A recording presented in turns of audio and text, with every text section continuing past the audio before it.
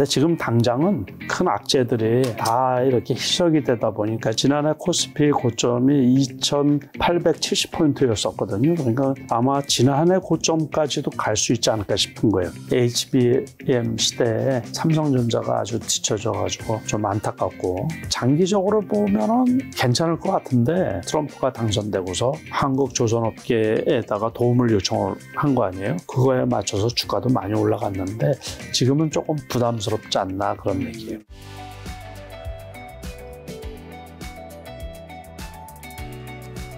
자, 회장님, 벌써 5월 말입니다. 이제 곧 있으면 6월.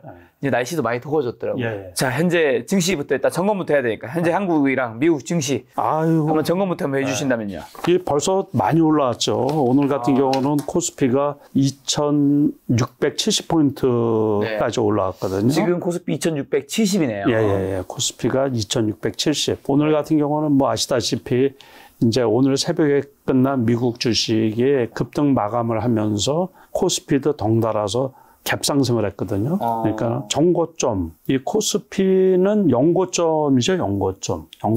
거의 연고점이네요. 연고점이죠. 제가 볼 때는 지금 이제 이격이 발생해서 이격을 요 마무리하면 여기 전에 고점을 지금 넘었잖아요. 그러면은 아마 지난해 고점까지도 갈 수 있지 않을까 싶은 거예요. 지난해 고점. 지난해 코스피 고점이 2,870포인트였었거든요. 그러니까 아직 여기에서 지수가 근 200포인트 정도도 갈 수 있지 않을까 이렇게 보고 있거든요. 그러니까는 미국의 나스닥이, 이제 나스닥은 정고점에 한 5% 지금 밑에 있거든요.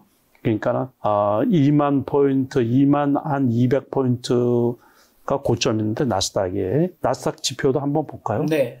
그래서 여기 보면 2만 200포인트 있잖아요. 여기가 고점인데 이제 고점에서는 조금 부족하죠. 지금 5% 정도 부족한데 미국은 제가 보기에 지금 당장 정고점을 뛰어넘을 그 수준은 안 되거든요. 그래서 그리고 또 여기가 오랜 기간 그 매물대잖아요. 그러다 보니까 이게 저항선 역할을 해서 지금 당장 2만 포인트를 넘지는 못할 것 같고 제가 보기에는 19,500포인트까지는 갈 수 있지 않을까 싶은 거예요. 그런데 이제 19,000포인트를 지난번에도 며칠 있다가 이제 떨어졌었단 말이에요. 18,700포인트대까지 떨어졌다가 이제 갭상승을 한 건데 여기에서 머무르지 않을까 싶은 거예요. 그러니까 18,500포인트에서 19,500포인트 사이에서 한참 기간. 그래도 많이 올라왔네요. 주봉을 보니까. 엄청 많이 올라왔어요. 정고점 역사적 신고가가 근처까지 다 왔네요. 근처까지 왔어요. 그러니까 5%라고 제가 말씀을 드렸잖아요. 그러니까는 뭐 웬만큼 회복이 된 거고 거기에 따라서 이제 코스피는 오히려 조금 센 모습, 그 연중 고점이니까는. 그러니까는 조금 더 센 모습을 지금 보이고 있는 그 상태다라고 말씀을 드립니다. 아무래도 그렇게 증시가 오른 거는 미국과 중국이 관세 인하에 어쨌든 90일간 뭐 합의하면서 유예하면서 했던 거일 텐데 이게 증시에 미치는 영향 어떻게 보시고 이게 결국 근데 90일 뒤에 또 안 좋게 되면 증시는 다시 또 무너질 수 있는 거잖아요. 떨어질 수는 있는데 요번에 이제 투자자들 입장에서는 쏘갔다라는 표현이 더 맞지 않을까 싶은 거예요. 그러니까는 결국에 그 트럼프가 그냥 취임하고서 4월달 같은 경우 막 그 관세로 인해 가지고서 꼭 경기가 붕괴될 것처럼 이렇게 말을 많이 했었잖아요. 그러니까 중국에 대한 관세가 뭐 보복 관세로 해서 125% 그냥 하루 자고 나면 뭐 콱콱 올리고 막 그랬잖아요. 140% 뭐 그런 아무튼 조금 도가 지나친 그런 표현으로 인해 가지고 압박을 하다 보니까는 반발이 일어나고 미국 국내에서도 시위가 발생하고 그리고 또 이 중국은 대응을 자제를 했던 거죠. 그냥 너 할 대로 하라 그러고서 있다 보니까 이제 몸이 다른 쪽이 트럼프였단 말이에요. 미국 국채 가격이 급등을 하고 트럼프 이제 관세로 인해서 주가가 급락을 했잖아요. 어쨌든 그때 또 팔고 나가서 손해 본 사람들이 있거든요. 그러니까는 그러고서 지수가 지금 여기까지 올라오는데 상대적으로 열받은 사람들이 많이 있죠. 이게 그러다 보니까는 앞으로 만약에 지금 말씀하신 것처럼 90일 뒤에 또는 뭐 그 다음에 주가가 급락을 하면 매수하는 타이밍으로 삼는단 말이에요. 그러니까 요번 반복되는 반복되는 거겠죠. 그래서 그렇게 해서 일단은 지금 당장은 트럼프가 그 뻥만 많이 쳤지 실질적으로 뭐 그게 아직까지는 가시적인 뭐 어떤 위협이 될 만한 게 별로 없고 처음에 얘기했던 게 많거든요. 거의 미국의 재무장관이 한 얘기가 이제 소비자 물가에 한 2% 영향을 미친다 그랬어요. 그러니까 우리가 보편가세 10% 플러스 알파잖아요. 그러니까 보편가세 10% 정도는 일단은 물가 상승의 영향을 한 2% 정도 영향이 있을 거다 그렇게 예상을 했거든요. 그러다 보니까 기업들도 이제 그거에 따라서 대응을 하고 아직 그게 가시적으로 이렇게 이 기업에 타격을 주는 거는 안 나타났거든요.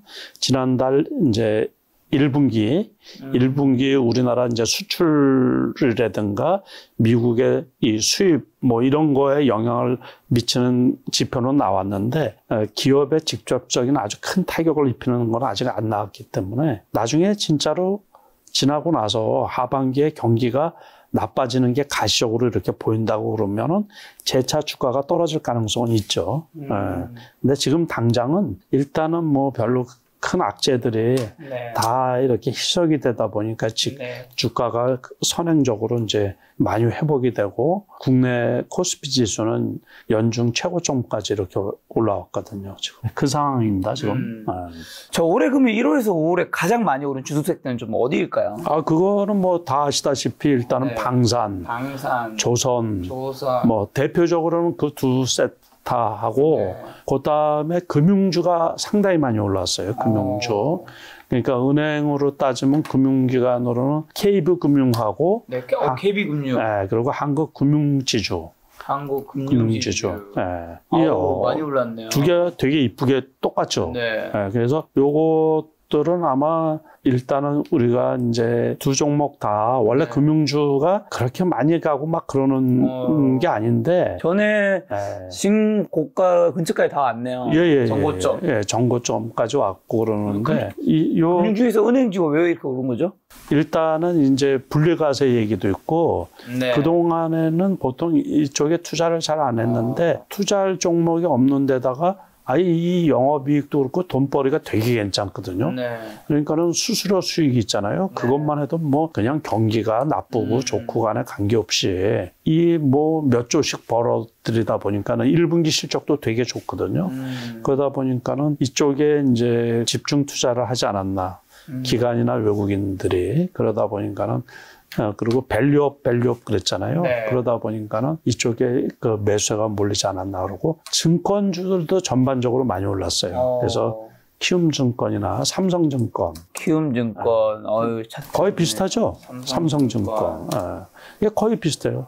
모든 증권주들이 이제 거의 비슷하고 일부 증권 뭐 안 올라간 것도 있기는 한데 이제 그런 경우는 후발적으로 그 개별주성의 이제 증권주가 올라갔고 증권주들이 다 저점 대비해서 20% 이상씩 이렇게 이제 30% 이렇게 올라갔거든요. 상당히 많이. 그러다 보니까는 지수가 아까 말씀드린 이제 전통적인 올해의 시장 중심주라고 할 수 있는 이제 방산주 조선 방산. 그래서 하나 에어로스페이스야 뭐 원체 많이 올라가고 대장주니까는 그거야 이제 견조하게 이제 급등을 했는데 LIG 넥스원 같은 경우가 아주 대표적으로 아주 또 엄청 많이 올라갔거든요. 그래서 이런 거, 그 다음에 대형주 중에서 엔터주 중에서는 하이브, 지난번에도 한번 말씀드렸는데, 이 경우도 20만 원 초반, 22만 원 했던 게 이제 목표가가 원래 30만 원이었거든요. 근데 다 왔어요.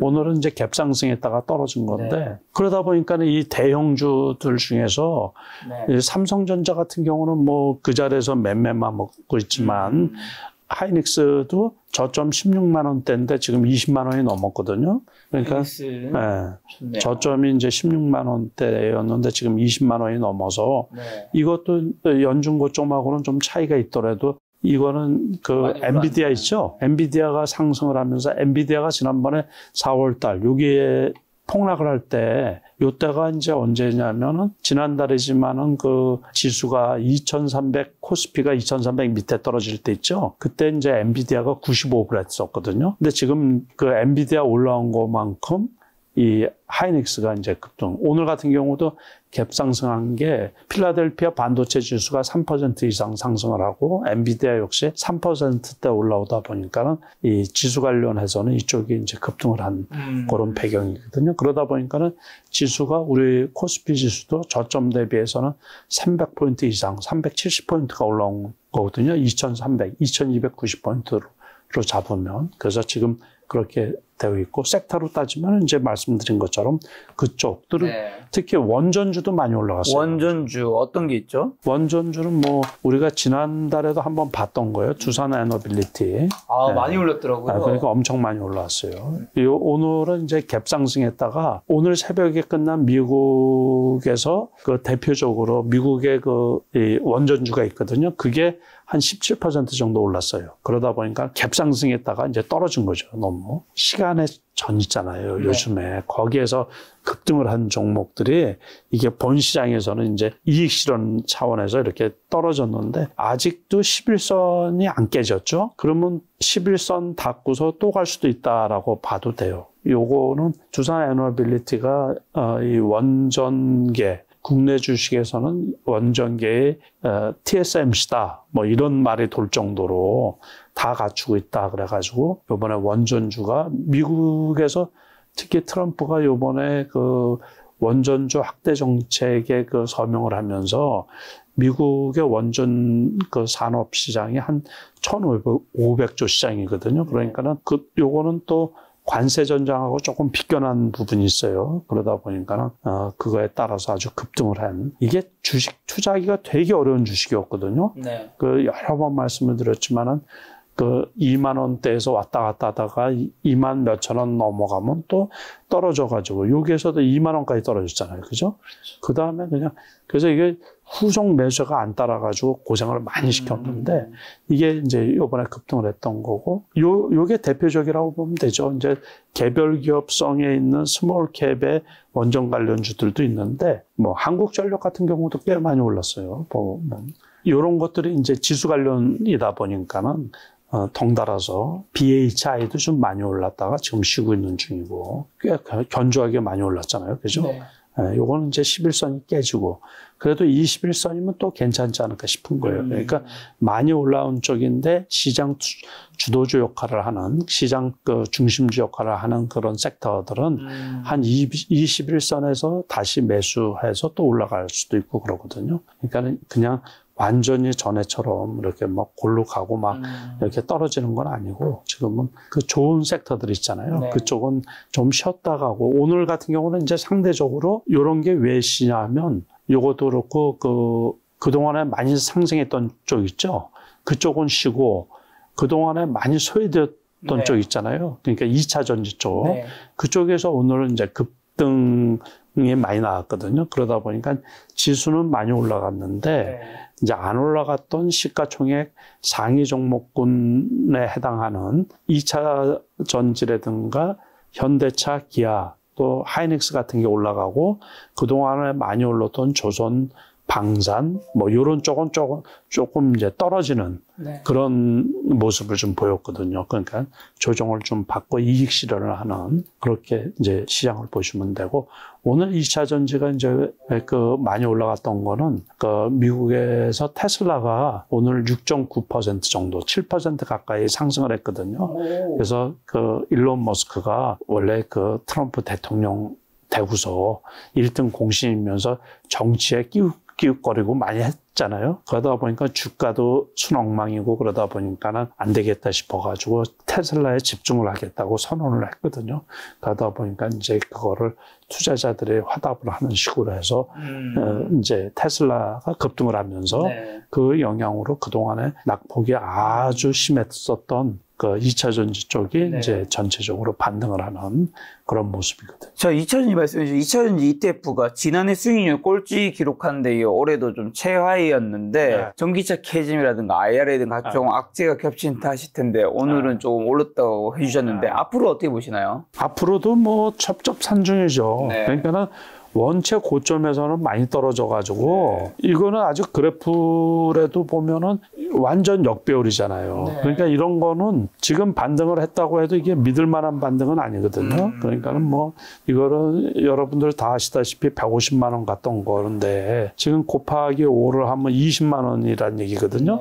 이 액면 분할에서 100원짜리다 보니까. 근데 이것도 그렇고 그러니까는 아직 믿을 만한 건 뭐예요? 삼성 SDI 같은 경우 오늘 7% 정도 올랐는데 이것도 그래프가 아까 거하고 비슷하잖아요. 그죠? 네. 완전 역배열인데다가 위에서 뭐 61선, 121선이 이 주봉을 봐도 그래요. 주봉이나 일봉이나 뭐 똑같아요. 그죠? 아까 거 그러니까는 이거 80만 원, 70만 원 넘어서도 이렇게 했는데 그리고 당분간은 실적이 좋아질 가능성이 없거든요. 네. 그러니까 그리고 또 이거는 지금 이제 유상증자를 2.6조 했잖아요. 그러니까 2.6조는 어마무시하게 한 거거든요. 그러면 그 유상증자 물량이 나오면 네. 주식수가 더 많아질 거 아니에요. 그러니까 올리기가 더 부담스럽고 이게 매물대가 첩첩이에요. 첩첩이. 이렇게 계속해서 흘러간 거는. 그러면 이거를 뚫고서 뭐 올라가겠어요, 이게. 그러니까 바닥에서는 조금 올라갈 수 있지만은 장기적으로는 여전히 힘들지 않을까. 포스코 퓨처엠 같은 경우도 요번에 1조 1,000억 유상증자를 했거든요. 네. 그래서 그 대규모 유상증자를 한 주식이 치고 올라가기가 되게 어렵지 않을까 싶은 거예요. 포스코 홀딩스는 이렇게 되고 포스코 퓨처엠. 이것도 이제 여기에서 어제 하루 딱 10만 원 하고서 오늘은 크게 올랐죠. 13%나 올랐으면.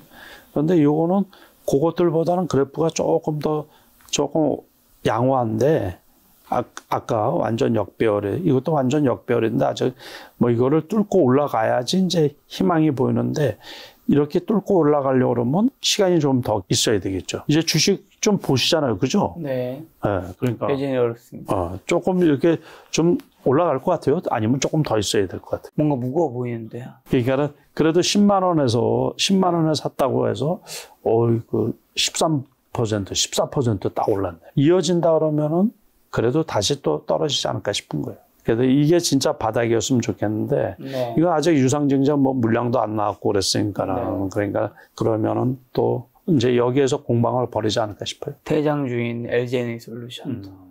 그것도 뭐 마찬가지 뭐. 그래서 다 똑같아요. 2차 전지가 다. 오늘은 이제 의미 있게 반등을 했는데 크게 반등을 했는데 지속되기를 바랍니다. 반등이. 예, 그런데 됐으면 좋겠는데. 예. 자, 미중 패권 경쟁 심화에 아까 말씀해 주신 올해 1월부터 5월 많이 오른 방산. 미중 패권 심화에 방산 관련 업종 앞으로 주목해야 한다는 의견. 이거 뭐 괜찮을까요? 이제 조금 쉬었다 가야도 또 네. 근데 너무 많이 올라왔어요. 맞죠. 그러다 보니까는 밸류 부담이 조금 있기도 하죠. 근데 지속적으로 실적이 좋을 가능성이 있으니까 떨어져도 지금은 많이 떨어지지 않지 않을까 싶은 거예요. 현대, 로템, 뭐 LIG, 넥스원 다 똑같은데 뭐 미중 패권 문제도 그렇지만은 이거는 이제 갭상승을 했으니까는 갭상승을 이격을 좀 좁혀줘야죠. 그러니까 지난번에도 단기 악재로 해가지고 여기 때가 이제 뭐냐면 우크라이나 그 협상 그 얘기도 나오고 또 인도 파키스탄 전쟁이 있었잖아요. 그것도 휴전이 되고 그러면서 그러니까 단기적으로 이슈 이 평화 무드인가 그래가지고 확 떨어졌거든요. 근데 유럽 같은 데서 다시 이제 이 군비 있잖아요.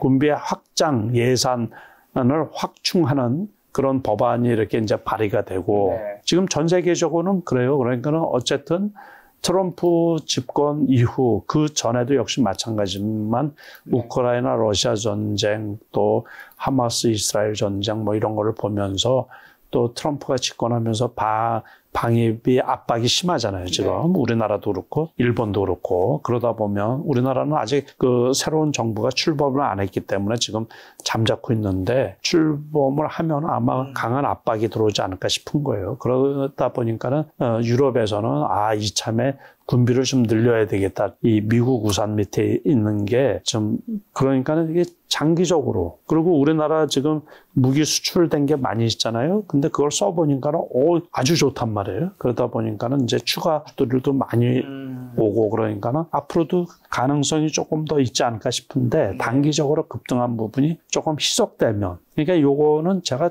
누차 말씀을 드리지만은 이렇게 떨어져 있을 때 있잖아요. 그럴 때 이게 훼손이 안 되면 그냥 매수 적기. 떨어지는 요 때는 좀 참았다가 이게 이제 기본적인 건데 물론 이제 바닥에서는 많이 올라왔죠.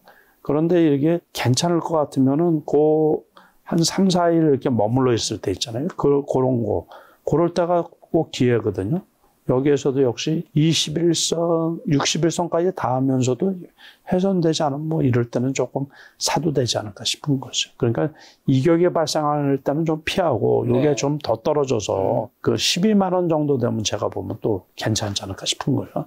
요거 그래프상으로는. 네. 자, 말씀하신 대로 방산기업이 수출을 확대하고 있는데 방산기업의 이런 성장 가능성과 지금 관련 기업들의 투자 매력도는 어떤가요? 사실 뭐 너무 많이 올라서 조금 떨어지죠. 부담스럽다는 분도 많잖아요. 그 부담스러우니까는 이제 제가 드리는 말씀이 최소한 이제 요 정도 그러니까 떨어져 있을 때 사자 그런 얘기예요. 아무리 좋다고 하더라도 너무 많이 현대로템 기억하세요? 그러니까 작년인가 방송 우리 같이 할 때 3만 원 밑에서 언급을 했거든요.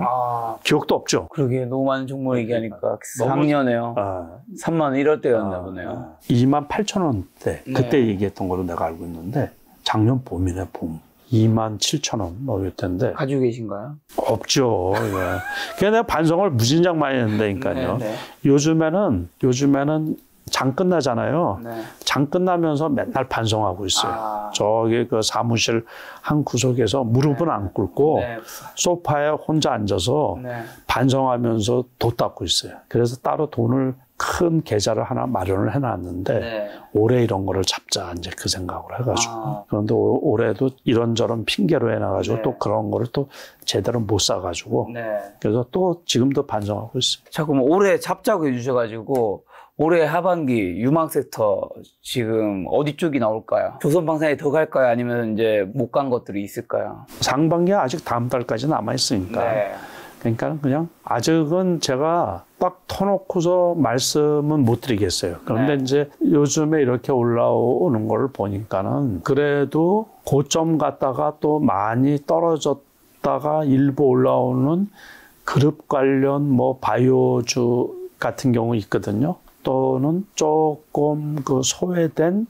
오늘 같은 경우 보면 이제 중견 그룹주 있잖아요. 그 요즘에 특징적으로 이렇게 좀 살펴야 되는 게 지주사들 있잖아요. 지주사들. 지주사들이 좀 급등한 부분이 있거든요.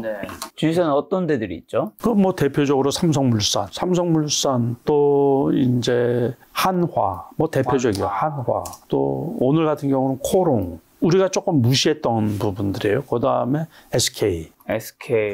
이게 지주사들 아주 급등을 했죠. 그러니까는 그동안에 그래서 이제 앞으로 소외된 게 뭐인가 이제 그거 고민하고 있어요.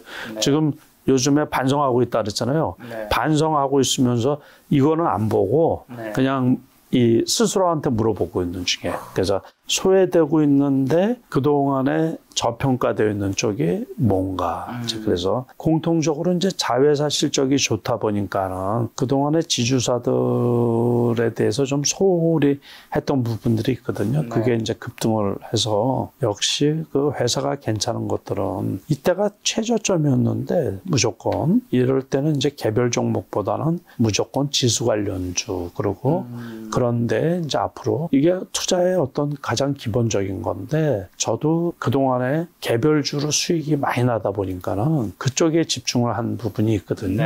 결국에는 이제 크게 돈을 벌려고 그러면 이런데 이게 이제 가격들이 다 비싼 주식들이니까는 큰 돈 가지고서는 큰 주식에 이렇게 투자를 해야지 크게 먹을 수가 있거든요. 그래서 이번에도 하반기에는 아직은 많이 남았으니까 그건 다음에 이제 한번 언급을 하도록 하고 지금은 새로운 종목이 나올 때가 거의 대부분 다 올라갔어요. 그래서 조금 애매한 것도 있어요. 그래서 저도 역시 투자하기가 상당히 좀 조심스럽고. 그럼 올해 4월에서 5월 주가 상승의 상위 탑 10 종목 한번 분석을 요청드리면 웅진 이거는 많이 올랐더라고요. 이거는 저번에 그 상조사 있잖아요. 국내 1위 상조사를 인수하면서 그러면서 시너지 효과를 일으키지 않을까 싶어서 이때 갭상승을 한 거거든요. 네. 갭상승을 해서 요게 시더니만은 11선을 타고서 다시 올라간 거예요. 그래서 올라간 거고. 그러니까 여기에서 아마 내부 정보가 있었나 보죠. 내부 정보가 있어서 가까운 사람들은 알았던 거고, 요때 이제 뉴스를 터뜨린 거죠. 이제 인수가. 네. HD 현대 에너지솔루션. 요거는 그 풍력 그쪽에 이제 이슈가 나왔을 때 이렇게 급등을 했던 거거든요. 그거하고 미국에 이제 들어가는 거하고 그래서 급등을 했는데 지금 이제 고점 대비해서 많이 떨어졌죠. 요 21선에서는 제가 보기에 괜찮을 것 같아요. 21선. 그러니까 지금 가격 39,000원, 39,000원 선에서는 괜찮지 않을까 싶은데. 그리고 하나솔루션. 뭐 이거는 아시다시피 태양광이잖아요. 네.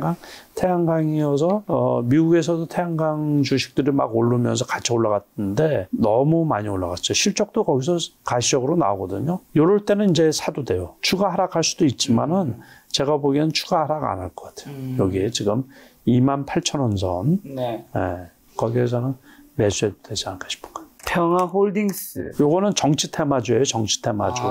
그러니까는 저기 원래는 이제 전쟁 관련주라고도 할 수 있는데 네. 김문수 후보 있잖아요. 네. 그 관련주예요. 그래서 여기서 급등을 했다가 이제 다음 주에 결과가 나오겠죠. 그러게요. 그러면 더 떨어질 수도 있어요. 그러면 더 떨어질 수도 있어요. 이제. 조심해야겠네요.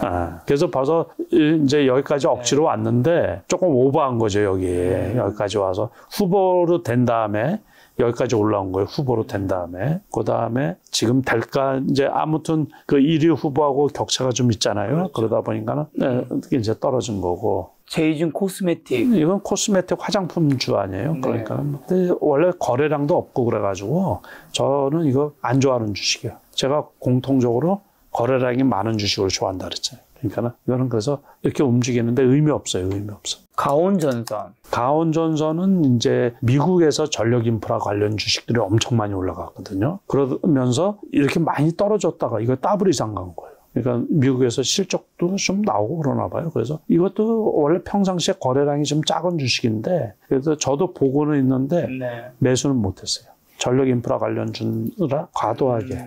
세진중공업. 세진중공업은 조선주죠. 조선주. 네. 조선주인데 횡보하다가 여기서 상한가 간 거예요. 상한가. 상한가 갔는데 뭐 깜짝할 새 잠깐 올라오고서 그냥 급락을 했어요. 그러니까 오버슈팅을 한 거죠. 또 특정한 세력들이 끌어올린 거라. 이거는 원래 이럴 때 좋았는데 뭐 이럴 때 못하고 저 7,000원 되게 어렵더라고요. 그러니까 안 가가지고 지쳐가지고서 뭐 갖고 있기도 어렵고 수익 내기도 어렵고. 자, SK 이터닉스. 이터닉스는 요번에 풍력 뭐 이게 재생에너지 이거 회사 좋은 회사거든요. 재생에너지 쪽에서는 되게 좋은 회사인데 이것도 투자하기가 요때 이제 그 민주당 후보가 그 재생에너지 그 말이 나오면서 이날 이 토론회에서 그거 나오면서 급등을 했던 거거든요. 네. 근데 이때 손해본 사람들 엄청 많아요. 그러니까는 그때 그 첫 토론회 때인가 그러면서 뭐 이재명 후보가 이렇게 얘기했던 거 있잖아요. 네.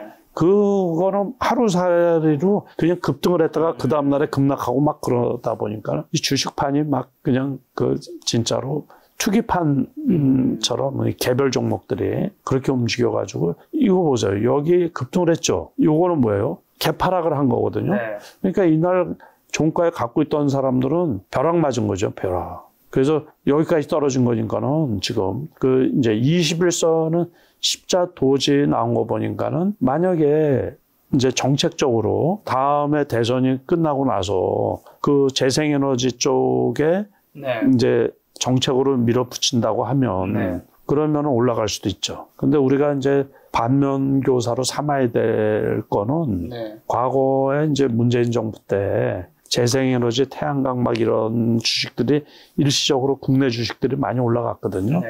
그러다가 그 다음에 많이 떨어진 것도 있고 일부 실패한 부분도 있고 뭐 이러다 보니까 조금 그런 거를 좀 참고로 해야 되지 않나 이렇게 이제 생각을 해서 조심스러운 부분이 있어요. 네, 네. 그렇지만 요 SK 이터닉스는 국내 재생 업계 쪽에서는 상당히 좀 제가 알고 있기로 괜찮은 그 기업으로 알고 있거든요. 그래서 금호전기는요? 금호전기도 좀 어려워요, 주식이. 네. 예, 이게 이제 이런 거는 이제 그 상승률로 따진 네. 건가요? 이거는 그 가격도 싼 데다가 여기처럼 이게 급락하고 막 이럴 때는 1,000원도 안 되거든요. 이렇게 제가 1,000원도 안 되는 종목은 언급을 안 하기 때문에 관리 종목 언급 안 하고 동전주라 그러죠. 네. 그런 쪽은 보통 언급을 안 하고 보지도 않아요. 지금은 이제 동전주에서 벗어났긴 했는데 어쨌든 동전주까지 갈 수가 있는 종목 있잖아요. 이때는 뭐 600원이었는데 이런 종목은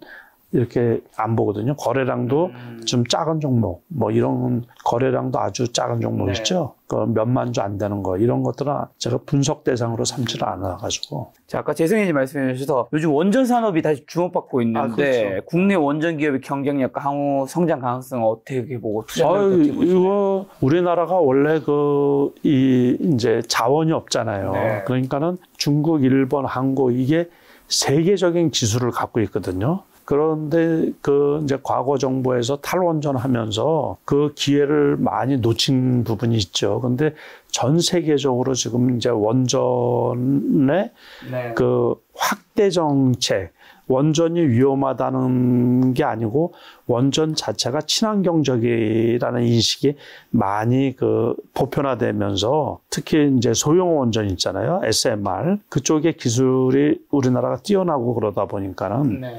그리고 요번에 이 체코 원전이죠. 네. 그게 이제 본계약은 지연이 됐지만은 신규 유럽 같은 경우에도 이 발주하는 그 원전이 계속해서 늘어나고 있거든요. 그러다 보니까 시장이 확대되는 거고 아까 제가 말씀드린 것처럼 미국의 트럼프 대통령이 그 행정 명령에 서명을 했다 그랬잖아요. 그 미국에서 그 원전 확대 정책을 피고 있거든요. 지금 그게 시장이 1,500조라 그래요. 그러다 보니까 우리나라 이제 기술 협업하는 데들도 있고 그래서 요번에 요 차트를 봐서 알겠지만은 정부에서도 그래서 이제 새로운 정부 요번에 다음 주에 이게 들어서게 되면 과거 때처럼 원전을 이게 등한시하고 이게 소외시키는 게 아니고 집중적으로 육성하는데 정부에서 밀어주고 도와줘야 되지 않을까. 제 개인적인 생각인데, 그래야지 되지 않을까. 이제 그렇게 보고 있거든요. 그래서 만약에 정부 정책에서 탈원전만 하지 않는다 그러면 네. 괜찮지 않을까 싶은 거예요. 계속. 자, 그리고 요즘에 K뷰티가 동남아 시장에서 인기 얻고 있는데 해외 시장 확대가 국내 화장품 기업에 어떤 기회를 제공할까요? 그리고 화장품이 피부 미용 기기까지 산업 해외 진출하고 있는데 투자 포인트는 무엇인가요? 그러니까 K뷰티야 뭐 벌써 네. 몇 년 됐죠. 몇 년 되고 그랬는데 중국에서 한한용 해제 그 기대도 있고 우리나라에 벌써 오래됐어요. 그 화장품 구입하러 이제 관광객들이 온다든가 또는 미용 성형에 그 강남에 네. 가보면 처음에는 몰랐어요. 옛날에 이제 코로나 때 난 마스크 하는 줄 알았는데 코 뭐 이렇게 성형해가지고서 그 붓기 있는 얼굴에 마스크 하고서 다니는 그 여성분들, 외국 여성분들 엄청 많아요. 또 그 실력. 우리나라 그 미용 의료 네. 성형 쪽의 그 실력도 인정받고 있고 그래서 그거는 계속해서 확대되지 않나. 그래서 특정한 이제 종목들 이런 거는 아까 말씀드린 것처럼 이제 독보적인 지위를 갖고 있는 종목들도 많이 있거든요. 네. 기업들도 파마 리서치 같은 기업도 엄청 많이 올랐죠. 엄청 많이 올랐죠. 이런 거. 주봉으로 봐도 네. 그러니까 이런 경우는 엄청 많이 올랐고 오늘도 급등한 종목이 있는데 이것도 월봉 말고 월봉으로 보면 월봉 보면 뭐 엄청 올랐죠. 진짜로 이게 3만 원도 안 했는데 10배 이상 올라. 일봉으로 봐도 네. 이거 완전 대박이죠. 옛날에 하고 조금 들렸죠. 과거에 가장 유명한 그 화장품주 LG 생명과학이나 뭐 이런 거가 원래 이제 대장주였었는데 LG 생활건강. 네, 100만 원도 넘었죠. 아모레 퍼시픽 이런 것들 이것도 많이 올랐네. 이제 회복이 되고. 이거는 그래도 고점에서는 많이 떨어진 거죠. 이거. 50만 원이 넘은 건데 뭐 근데 많이 떨어졌는데 그래도 또 역으로 잘 나가는 기업들 있죠. 네. 그런 것들은 또 많이 올라가고 요거는 이제 선별적으로 그 기업에 따라서 유행을 조금 타는 것 같아요. 유행. 이게 이슈 같은 것도. 그 레이저 같이 이 미용 기기 뭐 이런 쪽도 괜찮은 게 있는데 선별적으로 잘 살펴봐야죠. 매출이 발생하고 영업이익이 크게 터지는 기업들. 화장품이나 피부 미용 기계에서 좀 좋게 보시는 회사가 있나요?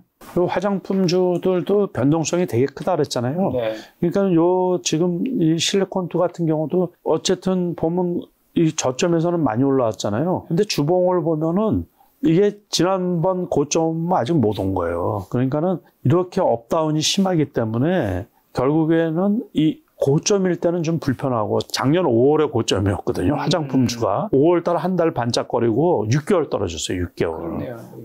근데 이것만 그런 게 아니라 화장품주 전체가 이게 전부 다 화장품주였는데 대부분 다 그래요. 대부분 다 그렇고 그래서 이게 투자하기가 되게 어려워요. 유행 따라 가는 것처럼 어떤 주식은 그냥 이 코리아나 같은 거 여러분들 잘 아시는 화장품이지만 이건 요때는 올라가고서 계속 떨어지는 거예요. 그래서 투자하기가 되게 어려워요. 아까 이제 파마 리서치 같은 경우는 이제 예외적으로 그런 거였고 이것도 옥석을 가려서 이제 투자를 하는데 투자할 때 항상 조심해야 될 게 아까 보여드린 것처럼 이제 그런 주식들 예를 들어서 그 실리콘투 같이 돈을 잘 벌고 있는데 회사가 상당히 괜찮은데 이게 의외로 이렇게 많이 떨어져 있을 때 있죠. 네. 그럴 때 매수하면 이제 좋은데 지금은 제가 보기에 또 높아요. 주봉으로 보면 아직 쌍봉은 아닌데 이 정도까지 오면은 또 떨어지지 않을까 싶은 거예요. 네. 그래서 잘 보시고서 투자를 하라 그냥 사가지고서 파마 리서치처럼 쭉 올라가면 우상향하면 좋은데 네. 그렇지 않다고 느껴지면 그냥 빨리 손절하고 지켜보고 있다가 저점 되면 이제 매수하고 그게 제일 좋지 않을까 싶은 거예요. 클래시스도 피부 미용기 쪽인가요? 그렇죠. 네. 이거 좋다고 하는데 안 올라가는 거 보면 좀 답답하죠. 월봉 봤을 때는 그래도 괜찮죠. 네. 근데 일봉을 보면 이거는 여기는 훼손을 안 시켜요. 그죠? 여기까지 왔다가 이제 올라간 거 보면 이 날은 뭐 다 아시다시피 코스피 2300일 때 2290일 때 요때였었고 갭상승한 거 보니까 요것도 여기까지 떨어지면 무조건 사도 되네요. 그죠? 자, 그리고 요즘에 또 조선 어깨가 트럼프가 코멘트하고 친환경 선박 수주 증가로 호황받고 있는데 이런 수주 증가 추세는 지속 가능할까요? 투자자들이 좀 주목해야 될 조선기업은 어디일까요? 원래는 지난번 나왔을 때 다 말씀을 드리고 현대미포라고 그랬는데 네. 1등 탑이 현대미포고 그 목표가가 20만 원이라 그랬어요. 지금 18만 7천 원이에요. 네, 그러니까 목표가 근처까지 다 온 거예요. 오늘 19만 6천 원까지 왔으니까는 네. 그러니까 너무 부담스럽죠. 네. 이게 10만 원 초반에서 얘기를 했던 건데 4월 달에 그랬는데 여기까지 온 거예요. 그러니까는 이제 조금 부담스러워. 조선주들은 네. 지금 말씀하신 것처럼 트럼프가 당선되고서 한국 조선업계에다가 도움을 요청을 한 거 아니에요? 그러고서 또 수주도 활발하게 이루어지고 그거에 맞춰서 주가도 많이 올라갔는데 지금은 조금 부담스럽지 않나 그런 얘기예요. 조금 추격 매수하는 거는 특히 이것도 역시 고점에서 추격 매수하는 거는 조금 부담스럽다 그런 얘기죠. 역시 목표가까지 다 왔기 때문에 무조건 아까 말씀드린 것처럼 네. 시장 중심주라고 하더라도 고점에서 매수하는 거는 좀 불편하고 가지고 있는 분들 같은 경우는 일찍 매도할 필요는 없죠. 꼭 껴주는 거 보고 매도해도 괜찮은 거고 신규 진입하기는 되게 불편하다. 그래서 전체적으로. 이게 전체적으로 그런 게 이제 많이 겼다가 올라갈 때가 급등하는 게 하루 이틀 사이에 올라가요. 예를 들어서 삼성중공업 한번 볼까요? 15,000원 밑에 요날 그 며칠 계속 있었잖아요. 그러다가 이틀 급등을 합니다. 그러니까 오늘은 이제 이 급등한 거 갭을 메꿔서 다시 떨어져야지. 네, 그렇게 보시면 돼요. 그러니까 이런 것들도 단기적으로는 여기 때 13,000원이 매수 적기였는데 근데 지금은 또 이격이 발생해서 높다 보니까는 오늘 같은 경우 고점에서 이렇게 떨어진 모양새가 나타나고 여기는 이제 지난번처럼 15,000원 밑에는 또 괜찮지 않을까 싶은 거예요.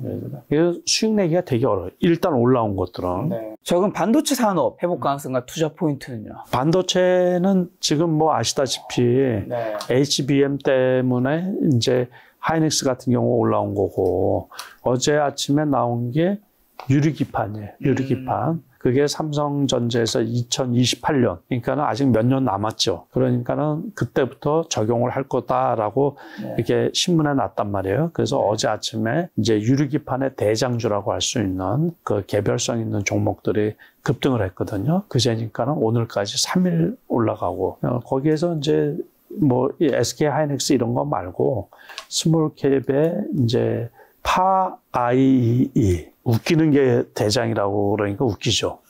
그 다음에 필옵틱스가 원래 대장인데 그저께 나온 거란 말이에요. 기적. 네. 그러니까 요거는 그래도 3만 원이잖아요. 네. 이거 지금 5만 원 넘었던 주식이기 때문에 121선 여기를 지지로 해가지고서 견조하게 버티고 있단 말이에요. 그러니까 이거는 그 유리기판에 이제 유리기판은 말 그대로 이 보드판 있잖아요. 네.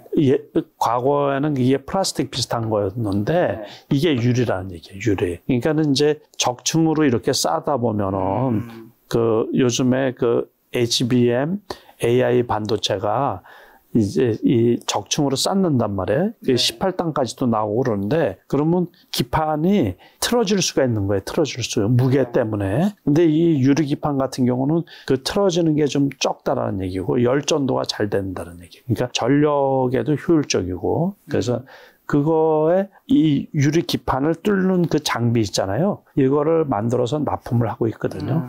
그래서 이제 필옵틱스가 대장이고 아까 말한 PIE 같은 경우는 원래는 좋기는 이 주식이 제일 좋은데 그래서 14,000원까지 올라갔거든요. 여기서 떨어지기 시작을 한 거는 이제 보호예수, 이게 신규주다 보니까는 보호예수 물량 있잖아요. 그게 나오면서 주가가 여기에서 급락한 부분이 있어요. 7,000원 선에서 있다가 이게 원래는 그 유리기판 관련해서는 제일 제가 알고 있기로는 제일 좋은 기업이거든요. 그러니까 아직은 2025년이니까는 본격적으로 올라가려고 그러면 아직은 몇 년 있어야 되죠.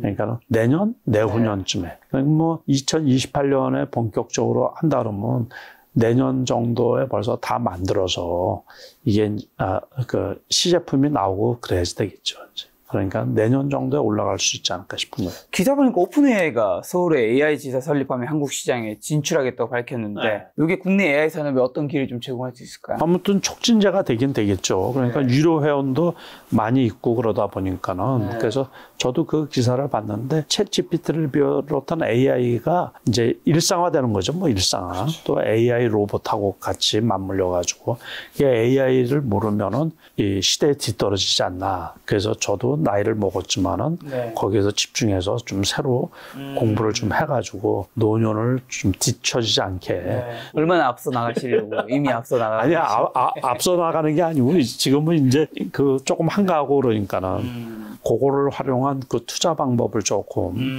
연구하고 조금 이제 피곤하고 그러니까 좀. 자 삼성전자는요 SK 하이닉스랑 보려고 하는데. 그러니까 55,000원에서 맴매하는 거예요. 뭐 언제까지 여기 있을까? 그러니까요. 아주 죽겠어요. 지겨워요. 조금 올라가면 그냥 또 떨어지고. 네. 장기적으로 보면은 괜찮을 것 같은데 아직까지는 그 주가가 안 올라가요. 진짜로. 그 반면 그래도 하이닉스는 훨씬 나은 죠. 하이닉스는 많이 나았죠. 네. 이거는 실적도 좋고 그런데 아직은 HBM 시대에 삼성전자가 아주 뒤쳐져가지고 좀 안타깝고 좀 그러네요. 자, 그리고 미국이 패권 통화를 지키기 위해서는 달러의 신뢰를 유지할 수 있는 실질적인 투자처가 필요하면 그 해답으로 미국이 주도하는 신기술 분야로 AI, 뭐 양자컴퓨터, 휴머노이드, 소형 원자가 유망하다는 이야기 있는데 맞아요. 공감하시나요? 네, 그래서 미국의 양자컴퓨터는 우리나라 양자 컴퓨터 관련주들은 다 떨어졌거든요. 네. 원래 연초에 급등을 했다가 그래서 연초에 급등했다가 그 젠슨왕이 찬물을 끼얹은 거죠. 그래서 그때 아마 젠슨왕 기가 엄청 가려웠을 거예요. 근질근질했을 거예요. 그 한국에서 욕하는 사람들이 하도 많아가지고. 그래서 젠슨왕이 그때 이제 자기 분야는 잘 알지만 그쪽은 잘 몰랐던 거죠. 아주 상용화되려면 10년, 20년 걸린다고. 그 초치는 통에 그 미국의 이 양자 컴퓨터 관련주뿐만이 아니라 한국의 양자 컴퓨터 관련주가 그냥 급락을 해가지고 그때 손해보신 분들 엄청 많아요. 그랬는데 아이러니하게 특히 이제 D-Wave컴 있잖아요. 미국에. 그 나스닥에 있는 거. 그거는 제가 보초로 갖고 있는 주식이 있거든요. 지금 수익이 240%인가 그래요. 수익이. 그래서 땅을 치고 후회하는 거예요. 젠성만 아니었으면 그 엄청난 그 수익을 낼 수가 있었는데 그 얘기를 들으니까 이게 마음 놓고 살 수가 있나요? 그게 5불 때 있다가 지금 24불 하니까 제가 5불에 샀는데 그래서 그것뿐만이 아니고 그 미국의 양자 컴퓨터 관련 주가 한 4종목 있거든. 리게팅 컴퓨팅 뭐 해가지고서 다 엄청 많이 올랐어요. 우리나라는 한 회사가 양자 칩 보안 칩을 뭐 개발했다 그래가지고 ICK인가 그거 하나만 좀 올랐고 ICK 한번 볼까요? 그래서 이날 급등했다가 11선으로 해서 이렇게 타고 가는 게 아주 그래프가 되게 좋아요. 이거 뉴스를 이렇게 보면 양자보안 솔루션이라 그랬잖아요. 네.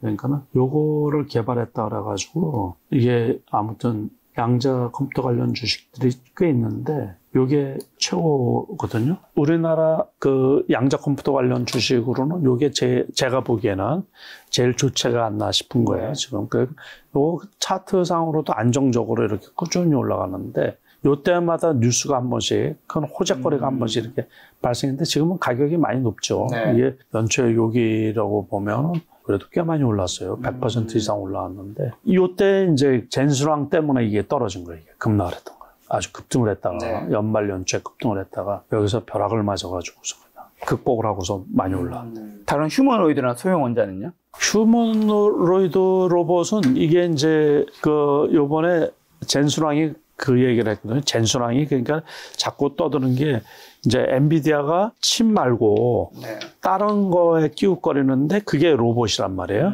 그래서 이제 피지컬 로봇 그 세상이 그쪽으로 이제 바뀐다는 얘기예요. 그러니까는 어젠가 중국에서 로봇끼리 격투기 하는 거가 이렇게 TV에 나왔잖아요. 그러니까 그게 휴머노이드 로봇이죠, 뭐. 그러니까 결국에 그러니까 사람이 육체적으로 힘든 일들, 위험한 일들을 그 로봇이 대체한다는 얘기란 말이에요. 그러니까 로봇은 그 앞으로 시대에 로봇 시대예요. AI 시대고 로봇 시대고 그게 전부 다 이제 세상을 지배하는 건데 우리나라 로봇주들은 조금 투자하기가 좀 애매한 게 아시다시피 레인보우 로보틱스가 이제 삼성전자로 완전 자회사로 편입이 되면서 그 이슈로 해가지고 30만 원 넘게 상승을 했었잖아요. 그러면서 그 개별 미국의 로봇주가 급등을 한다든가 개별 종목에 이슈가 있을 때 있죠. 그때만 한 번씩 올라가요. 그때만 한 번씩 올라가고 또 다시 떨어지고 그게 되풀이 되거든요. 그거 한번 레인보우 로보틱스 한번 볼까요? 이게 지금 40만 원 넘었다가 지금 여기까지 이렇게 떨어져 있는 거죠. 그러니까 우리가 이거 주봉을 보면 완전자회사로 편입이 됐다 그랬을 때 이렇게 급등을 한 거고 또 이제 이 로보티스 같은 경우도 이제 개별 기업 뉴스가 나오면서 급등을 했던 거거든요. 그러다가 지금 경고 들어가는데 이것도 제가 보기에는 계속 못 올라가고 이렇게 떨어지지 않을까 싶은 거예요. 떨어지죠. 그래서 로봇주도 투자하기가 되게 어려워요. 그러다가 뭐 요번에 유진 로봇 같은 경우는 또 이제 3일 상한가를 갔는데 유진 로봇 요 3일 상한가 갔잖아요. 하나 둘 셋 이날도 18%로 나왔는데 이날도 28%까지 갔네. 그러다가 이제 급락을 해서 이건 또 왜 이렇게 올라간 줄 아세요? 이 정치 테마주로 엮여가지고 뭐 여기 누가 무슨 뭐 선거 유세단에 편입이 됐다 그래가지고 여기 사회이사로 있는 분이 편입이 됐다나 뭐 그렇다고 해서 이 대량 거래 수반을 하고서 3일 상한가를 가는 거예요. 3일. 거의 4일 상한가 수준까지 갔다가 급락을 했는데 로봇주 투자가 초기에는 쉬웠는데 지금은 이제 올라갈 만큼 다 올라가고 그리고 로봇주가 우리나라 기업들 중에서는 실질적으로 돈을 많이 버는 기업이 없어요. 이제 겨우 영업이익이 안 되든가 또는 아직도 영업이익을 못 내는 기업들이 많이 있거든요. 네. 그러다 보니까는 기대 심리로 많이 올라가는 부분이 있어가지고 올라갔다가 떨어졌다가 올라갔다가 떨어졌다가 막 이러니까 되게 어렵죠. 투자하기가. 장기 투자 대상은 아니라는 거예요. 이게. 그죠? 여기서 사가지고 쭉 올라가는 맛이 있어야 되는데 조금 올라가다가 또 꼬꾸라져가지고 한참 행보하다가 이건 정치 테마주에 엮여서 그러는데 이 유진 로봇은 잘 아시잖아요. 사람들이 전부 다. 그 왕구의 로봇 있잖아요. 로봇 왕구 막 그런 거 만드는 회사였어요. 전부 다. 그래서 그 장기 투자는 좀 어렵고 고점에서는 무조건 사면 안 되고 그렇게 보시면 돼요. 자, 네이버 인기 종목인데요. 한택. 한택은 되게 급등을 했잖아요. 네. 요 급등한 게 원래는 이제 그 알래스카 LNG 있잖아요. 네. 그 산소 포집 관련주라고 그래가지고 그때 좀 올랐었거든요. 이때 올라갔을 때는 알래스카 LNG 있잖아요. 네. 그거로 올랐어요. 그거로. 아주 그 소리가 없는데 이게 왜 올랐나 살펴봤더니 지금은 그게 아니고 원전 있잖아요. 원전 관련주로 포함이 돼가지고 이렇게 급등을 했던 거예요. 그러니까 오늘 원전 관련주가 아까 보니까 쉬었잖아요. 그래서 같이 쉰 거예요. 그러니까 요게 그 아까 우리가 두산 에너빌리티 있죠. 네. 그거하고 뭐 협업을 해가지고 그 원전 그 핵 폐기물 있죠. 그런 거 그 운반 기구 도구 뭐 이런 거 만들고 저장 용기 있잖아요. 그런 거 만들고 그러더라고요. 그래서 원전주로 포함이 돼서 올라갔는데 단기적으로 요때 그래프도 되게 나빴었는데 그죠? 이게 대량 거래가 포함이 되면서 그냥 장대 양봉이 나오고 3일 연장 올라가다 보니까 좀 부담스럽지, 이제. 네. 그래서 다른 두산 에너빌리티 뭐 그런 거 원전주 같이 보면서 하면 되지 않을까 싶어요. 단기적으로는 뭐 3만 원에서 근 5만 원까지 올랐으니까는 엄청 많이 올라갔네. 4만 8천 원까지 올라갔으니까는. 그렇죠. 아이고. 한국전력도 있네요. 한국전력은 이제 전형적인 원전주. 네. 대표적인 원전주고 이게 그러니까 이제 누적 적자는 아주 큰데 엄청나죠. 올해 같은 경우도 그렇고 지난해도 영업이익이 상당히 많이 났거든요. 네. 그래서 그때 어쨌든 탈원전을 하면서 전력난이 부족하니까는 네. 그러면서 일부러 이제 올린 게 그 손해를 감수하고 그러니까 전기요금을 그때 동결을 많이 시켰잖아요. 네. 그러면서 적자가 아주 심했었거든요. 네. 그러다가 전기요금을 인상시키고 그러면서 아무튼 올해도 전망이 상당히 좀 괜찮거든요. 그러니까 미국에서 원전 관련주 올라가고 국내에도 원전 관련주 올라가면서 아주 그래프 이쁘게 전형적으로 요 상승장 제 책의 그 세 번째 책의 뒤편에 보면 단기 시장 중심주 매매 방법이라고 나와 있어요. 그러니까 11선을 안 깨고서 여기에서는 물론 요때는 이제 급락할 때였었거든요. 안 봐도 이제 그런데 그 다음에 다시 상승하고 아주 모양새가 좋아요. 많이 올라왔는데 그래도 뭐 더 갈 수도 있죠. 11선이 안 깨지는 거 보면 11선쯤에 매수했다가 이제 시범적으로 매수하는 거예요. 처음에 올랐을 때. 자, 하나솔루션도 있네요. 하나솔루션은 우리가 아까 언급한 것처럼 태양광주로 관련 주식인데 그때 급등을 했다가 여기서 급락을 했거든요. 근데 요 십자 도시 나오고서 수렴하는 거 보면 28,000원에서 괜찮지 않을까 싶은 거예요. 그래서 28,000원쯤에 사놓고 있다 보면은 다시 올라가지 않을까 싶어요. 제 개인적인 견해예요. 네. 그 다음에 신풍제약. 신풍제약은 뭐 볼 것도 없죠. 이거는 이제 코로나 관련이죠, 코로나. 그러니까 이제 홍콩에서 이번에 코로나 환자로 300명 죽었다는 보도가 나왔잖아요. 그러고서 동남아에 코로나가 확산되고 있다라는 얘기로 인해가지고 이날 갭상승을 한 거예요. 이거 원래 과거에 코로나 때 22만 원 갔던 거예요. 코로나 치료제 개발을 한다 그래가지고. 그런데 실적도 나쁘고 그러니까 6,000원까지 떨어졌다가 이거 주봉 우리 한번 볼까요? 그거 주봉 계속 떨어진 거예요. 월봉을 한번 볼까요? 안 봐도 다 알고 있어요. 21만 원까지 올라요. 21만 원. 이게 21만 원, 뭐 여기에 따르는 에피소드도 많이 있는데 이제 그 얘기는 안 하고 제가 그래서 이제 올라갔는데 단기적으로 너무 많이 올라가서 지금 단일가 거래 중이거든요. 그래서 내일까지 단일가 거래, 3거래. 결국에는 우리가 이제 단기 급등한 거 있잖아요. 5일선은 아직 지지하고 있는데 5일선은 무조건 깨지게 되어 있거든요. 그래서 만약에 지금 보도 나오는 거로는 원래 요번에 그 코로나가 확장됐던 게 6월 하순이면 좀 잠잠해진다 그랬거든요. 그러면 주가가 다시 떨어질 수 있죠. 그러면 혹시 우리가 원래 이렇게 아주 기우고 있을 때 원래 사야지 돼요. 주식은 무조건. 급등할 때 사면 안 되고. 어떤 분이 여기서 샀는데 어떻게 해야 되냐고 아까 전화가 와가지고 제 지인의 지인이 연락이 와서 그러면 통상적으로 보면은 여기에서는 무조건 팔아야 되지 않느냐 싶은데 그럼 떨어지면 더 떨어질 수도 있겠죠. 만약에 아까 어떤 거요? 계속 확산되지 않고 감소가 되면 그리고 원래는 한여름에는 잘 안 생기는데 그죠? 전에 한여름에 생길 때도 있었는데 네. 현대건설 요즘 건설주들이 차트 좋더라고요. 이 현대건설하고 건설주들이 다 좋은 건 아니고 현대건설하고 다 좋다고 그러면 안 돼요. 어딘가요? 되게 예리하죠. 네. GS건설. GS건설. 이 현대건설이 저렇게 좋은 거는 네. 현대건설 진짜 많이 왔어요. 현대건설하고 GS건설 딱 하면 생각나는 거 없어요? 딱 생각나는 거? 아파트요? 아니 그래도 건설회사 중에서는 네. 그 모회사가 튼튼한 네. 좋은 건설사지 뭐. 그렇죠. 그러니까는 그건 역설적으로 뭐냐면 지금 건설업체들이 다 나쁘잖아요. 네. 그러니까는 다 부도나고 또 폐업하고 그런 회사가 중견건설 뭐 우리가 아시다시피 태영건설 자체가 워크아웃이 들어갔잖아요.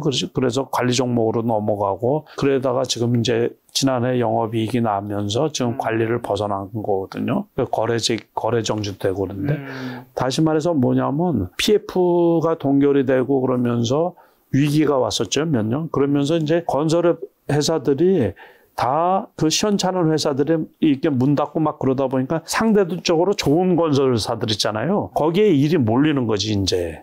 그러니까 살아남은 회사가 싹쓸이하다시피 하는 거예요. 그러다 보니까 이제 주가가 계속해서 가는 부분도 있고 네. 또 그 원전이 좋다 그랬잖아요. 원전에도 많이 관여를 하거든요. 그러다 보니까 이제 양수 겹장으로 해서 이제 많이 올라간 건데 요는 여기에서 이 대형 건설사가 갭상승을 했다는 얘기야, 이제.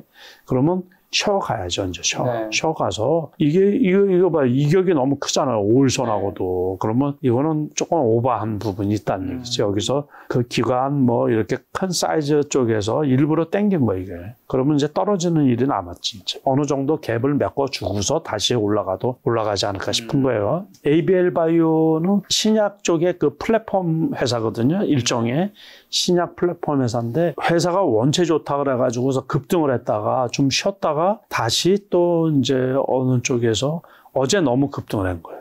어제 너무 급등을 했는데 지금은 사기가 좀 불편하죠. 그러니까 이 회사는 좋은 회사예요. 그러니까 신약 플랫폼 개발사. 네, 그런데 지금은 가격이 너무 높다. 그렇게 보시면 되고. 네, 이뮨, 온지아.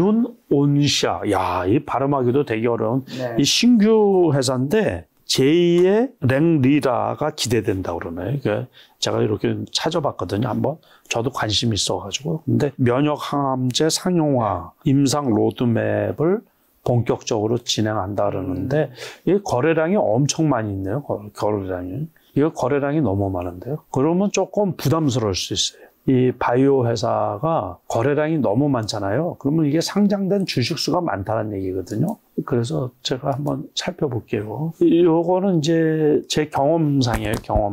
경험상인데 회사가 아무리 좋고 그러더라도 상장 주식수가 7,300만 주잖아요. 그러면 참 올라가기에 불편해요. 그러니까 그거를 알아두시고 네. 투자에 참고하시는 게 좋지 않을까 싶어요. 네. 네. 보통은 이제 한 2천만 주, 요 정도까지는, 그리고 이 대주주가 갖고 있는 주식이 있고, 그래야지 이제 하기가 좋은데. 자, 그린생명과학은요? 이거는 코로나 관련 주식이에요. 신풍제약처럼. 그래서 코로나 관련 주식인데, 이날 상한가 가고, 이렇게 갈 줄은 몰랐어요, 저도. 네. 그래서 경고 종목인데, 경고 달고서는 지속해서 못 가고, 그리고 아까 말씀드린 것처럼 코로나가 계속 확장된다고 그러면은 계속 갈 수도 있고, 그러는데 이제 쉬었다 갈 수도 있죠. 근데 만약에 코로나가 지금 오늘 이후로 뉴스에서 사라지잖아요. 그래서 슬금슬금 하면 계속 빠질 수도 있어요. 계속 빠질. 그래서 기억하고 있다가 다음에 이제 발생을 했다 그러면 또 써먹을 수가 있죠. 근데 지금은 이제 매수하시는 건 아니고, 혹시 보유하고 계신 분들도 매도 타이밍은 선택적으로 잘 잡으시기를 바랍니다.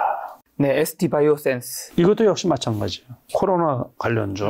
진단하고 뭐 그런 거 있잖아요. 그런 건데, 이거는 어제 갭상승했다가 시간에 요즘에 넥스트 거래가 있잖아요. 거기에서 뭐 급등을 했다가 지금 급락을 하는 건데 이격도 많이 발생하고 네. 그러니까는 아까 우리가 본 그린생명과학 있죠? 네. 그거가 대장이었기 때문에 그거를 잘 보시고서 나머지 하면 되지 않을까 싶은 거예요.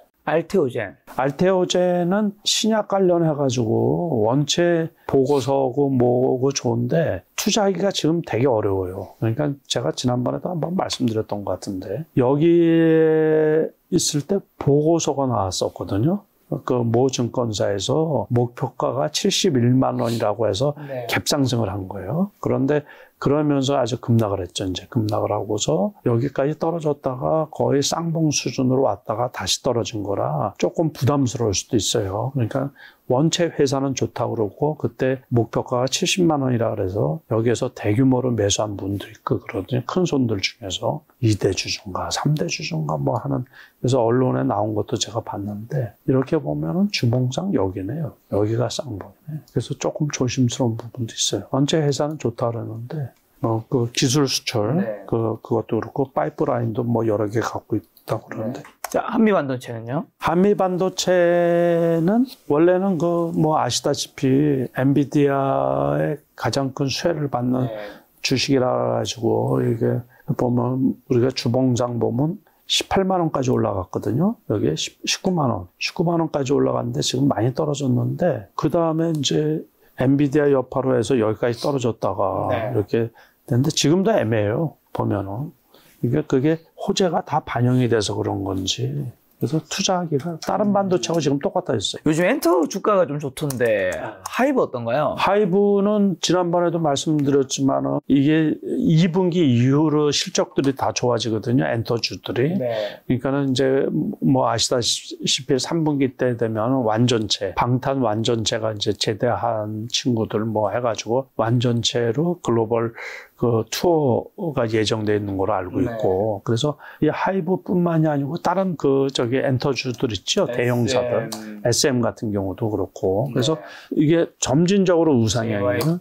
JYP도 그렇고 다 그래서 점진적으로 전부 다 우상향인 게 전체적으로 괜찮지 않을까 싶은 거예요. 그러니까 YG엔터 전부 다 그래프가 오늘은 이제 갭상승했다가 떨어져서 그런 건데 뭐 한 11선쯤에서 사면은 거의 무난하지 않을까 싶은 거예요. 그러니까 일부 기업들은 뭐 한 21선 그래서 크게 겁먹을 것 없이 조금 밀리면 다 매수하면 괜찮지 않을까 싶은데 내년에도 전체적으로 좋을 거로 예상을 하거든요. 그러면 아무튼 이것들은 우호적이지 않을까 싶은데 올라갔을 때 사지 마시고 이것도 벌써 이제 오늘 85,000원에서 79,000원이면 5,000원 차이 아니에요. 그러면 꽤 큰 돈이거든요. 그러니까 무조건 조금이라도 쌀 때 사시라 그렇게 말씀을 드리고 싶어요. 혹시 최근 실적이 개선된 기업 중에서 투자자들이 좀 주목했으면 하는 종목이나 뭐 섹터 좀 있을까요? 그런 건 없어요. 그게 없는 게 벌써 이제 그런 것들은 리포터가 나오기 전에 증권 근처에 있잖아요. 그쪽에서 다 매수를 해요. 우리가 이게 리포터 나오는 거 있죠? 그건 다 늦어요. 그러니까 보도로 나오고 막 그런 거. 그래서 일반인들이 벌써 접하는 것들은 더 전부 다 뭐 최소한 하루 이틀, 일주일 정도 늦거든요.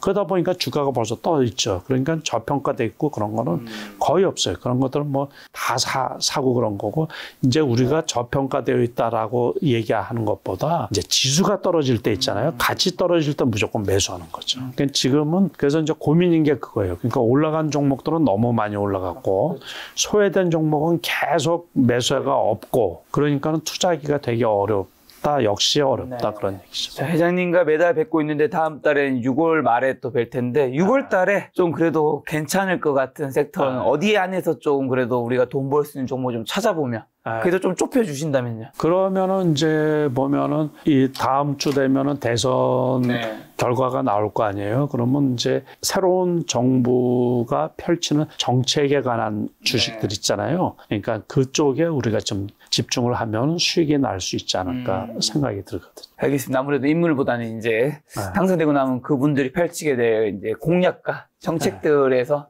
아무래도 국가의 돈이 좀 움직일 수 있으니까 그쪽에서 우리가 오를 수 있는 주식도 있지 않을까 싶습니다. 회장님과 또 다음번에 좋은 시간 마련해 보도록 하겠습니다. 오늘 만난 손님은 남석희 회장님이었습니다. 지금까지 소중한 시간 함께해 주셔서 정말 감사합니다. 오늘도 김 작가였습니다. 고생 많으셨습니다. 예, 감사합니다.